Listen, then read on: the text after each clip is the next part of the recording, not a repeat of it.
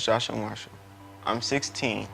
I go to Valley Center High School, and I live at Kinloch Price Boys Ranch. I used to have no idea who I was. I fought in school, I chased after girls, and I ran from home, stayed out at night. I experimented with various drugs, and finally ended up in juvie. And I got so depressed, I didn't even try to wake up in the morning.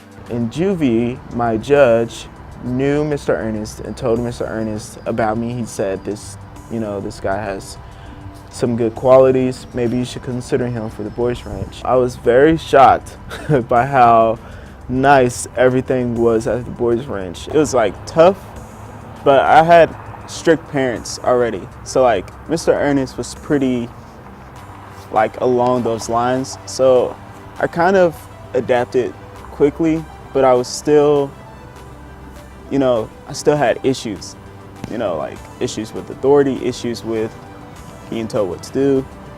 It was an adjustment, being given a point card and, being told what chores I'm gonna do and how early I'm gonna wake up, and, all that stuff was kind of annoying and hard to get used to, especially waking up early and feeding chickens at like 3 a.m. or more like 6 a.m., but it felt like 3 a.m. back then.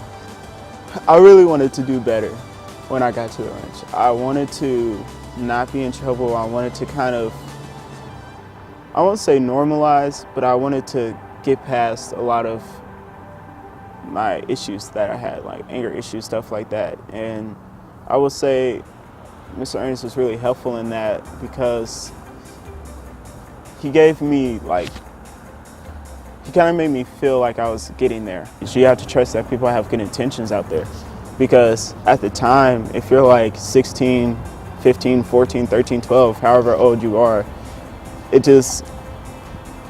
don't feel right when someone who is not like your dad or your mom is telling you, no, like you're not gonna do this way, you're gonna do it that way. And then they like give you, bad points for it, or they, there's always some type of discipline, or you get disciplined for it.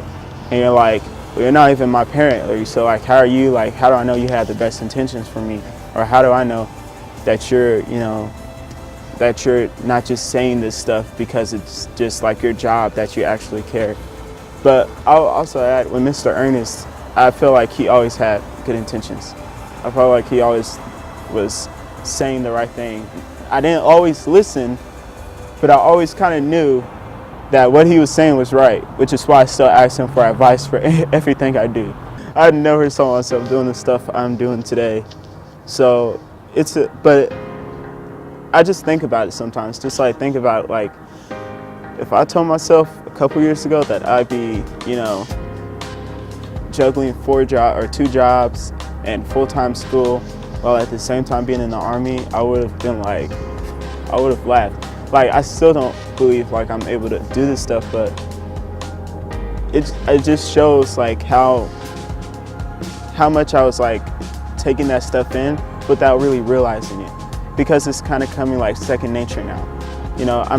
I'm still 20 years old, and I still like, sleep in sometimes. I'm not perfect. I'm not out here, being perfect, but I'm trying, and the effort I'm giving is coming back in a good way.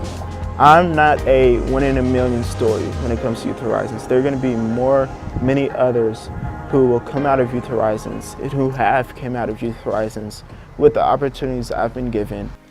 I would like to thank all the people who have invested in Kinloch Price Boys Ranch without even knowing us.